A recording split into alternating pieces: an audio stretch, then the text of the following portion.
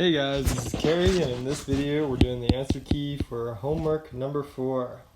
So let f of x equal 4x minus 6. We're given two very similar problems for parts A and B. The most important part of these problems is to classify your input and your output. Here we're inputting A into the equation, and the output is 12. So that will look like this. We're going to input A in, and the output is 12. In contrast, for this problem over here, our input is 12 because it's inside of the parentheses, and our output is B. So we get 12 inputted into the equation. 4 times 12 minus 6 gives us an output of B. So now all we have to do is solve each of these equations for the variable. On the left-hand side, we add 6 to both sides. We get 4a equals 18. We divide by 4 on both sides, and we get a is equal to 18 over 4, which is a decimal, and that's okay. But you can also reduce this fraction to leave it as a fraction that has been fully simplified. So that gives us a equals 9 over 2. For problem B, we get 4 times 12 is 48, minus 6 equals B. 48 minus 6 is 42. B is 42. For problem 2, let g of x be the function defined by the data in the table. Okay, determine the average rate of change of g of x. Whenever you see the phrase average rate of change, what that means is find the slope of the line connecting this x value of the function to this x value of the function. So I'm going to write slope parenthetically here. So it looks like we're looking for the interval from x equals 1, so this one, to x equals 4, this one. Now to find the slope, you can do it graphically or algebraically, but I think because we have the table, algebraically would be easier. So for part A, we get slope is equal to y2 minus y1 divided by x2 minus x1. And we're using slope because average rate of change means slope in this context. Okay, so m is equal to y2 minus y1 divided by x2 minus x1. And that gives us m equals negative 21 over 3. M is equal to negative 7. I'm going to let you guys figure out part B because it's very similar, and then using part C, you'll be able to compare which of these is greater. Now, something to keep in mind here is greater might be a little tricky in this case because at least one of our slopes is negative. The function f of x is graphed below. Determine the average rate of change of the function on this interval. So because this one is given to us graphically, I think it makes sense to find the slope, average rate of change being a code word for slope, it makes sense to find the slope graphically. So to do that, we find when x is negative 6, and we're using the points on the graph. So we get negative 6, comma, negative 1, and we're going all the way to when x is 2, which is this point right here, 1, 2, comma, 5. Now, this one actually allows us to highlight something that the last one didn't. This is not a linear equation. It has a variety of different slopes. Sometimes it's very steep, sometimes very flat, and sometimes even negative. But what we can say is, on average, to get from this point to this point, we must have been going up along the line connecting them. So we just need the slope of this line. And to do that, we'll use the rise over run. So to get from this point to this point, we go up 1, 2, 3, 4, 5, 6. And we go over, I should probably choose a different color because that one's not very visible. We go over 1, 2, 3, 4, 5, 6, 7, 8.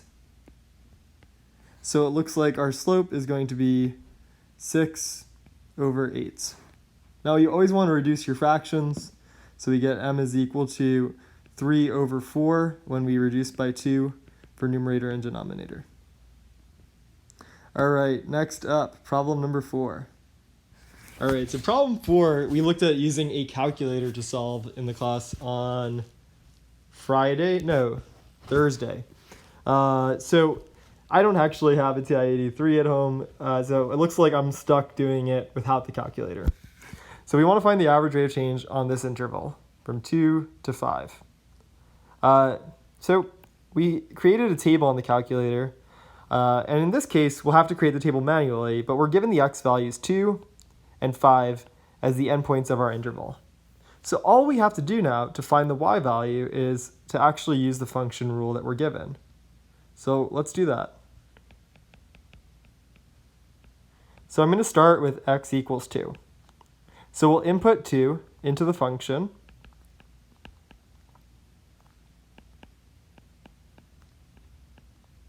Just using the parentheses to clearly show where we inputted it. Now we have to be careful about order of operations here. So inside of the parentheses p, there's not much we can do, so we're done with that step. We do have an exponent, so we better do that next. We get f of 2 is equal to 8 times 2 minus 2 times 4.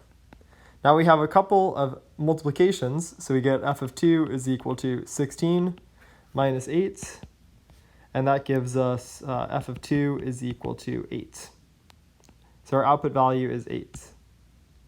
Next up, we'll find when x is 5, something similar.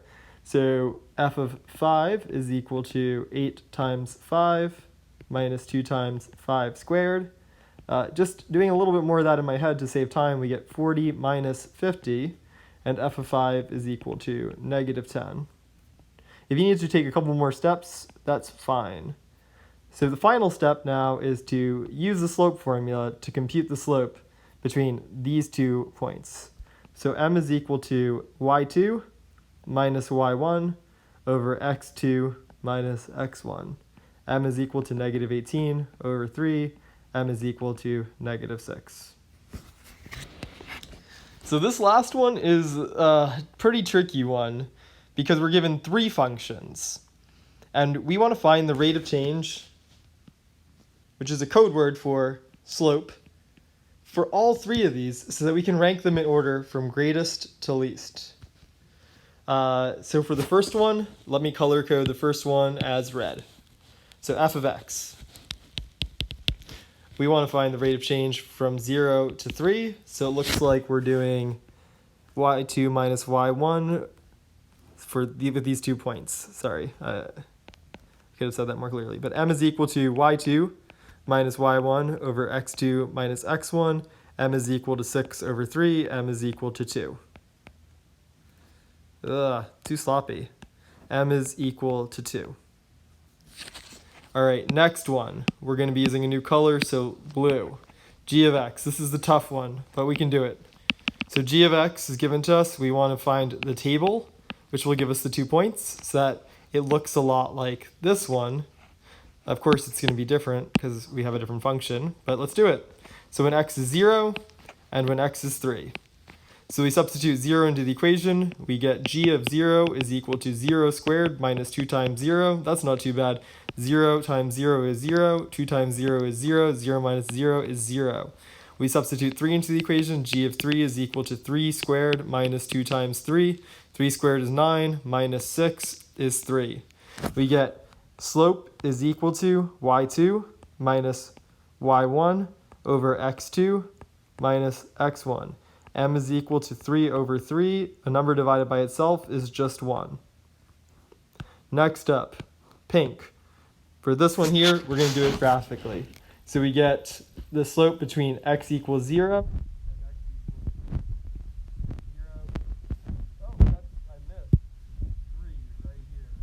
So this one graphically will go up 1, 2, 3, 4, 5, 6, 7, and over 3. So in this case, for h of x, the slope is 7 over 3. M is equal to... you can use your calculator to compute this, and you actually have to, because to compare this fraction with these whole numbers, it'll be easier to have it as a decimal. So we get 2.33333 forever, I believe. So when we rank these in order, it looks like h of x is the largest, then f of x, then g of x. because g of x is only 1. We wanted to go from greatest to least. All right, so I said I was going to do the challenge problem. Got to do it. It's a really good one. Let f of x equal x squared. Determine the average rate of change. Code word for slope of the function on the interval a is less than or equal to x is less than or equal to b.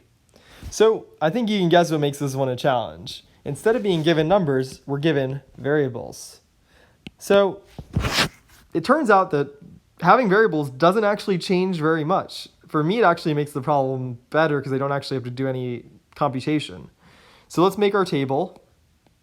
Our x values are a and b. We need to find the y values that go with those, so we do. When we plug in a to our equation, f of a is equal to a squared. Nothing else we can do. Plugging in a gives us this is our output, so a squared is the output value for a. Similarly, if we take b and plug it in, we can just plug in b and we get b squared, and there's nothing we can do because it's not a number, so plugging in an input of b gives us an output of b squared. Now we're ready to find our slope. So m is equal to y2 minus y1 over x2 minus x1. Okay, so if you got here, be real proud, because that's awesome. But because these are variables, actually, there's one more step you can take to simplify things, which is pretty nice. So if you remember from Algebra 1, there's a type of problem that you probably solved, maybe it was a whole unit even, where all you had to do is factor stuff. It turns out that we're going to have the same unit in Algebra 2 with a couple extra methods, but if you use one of your Algebra 2 methods, you can actually factor this numerator. And when you do, you'll be using the difference of squares method, which is probably familiar to you.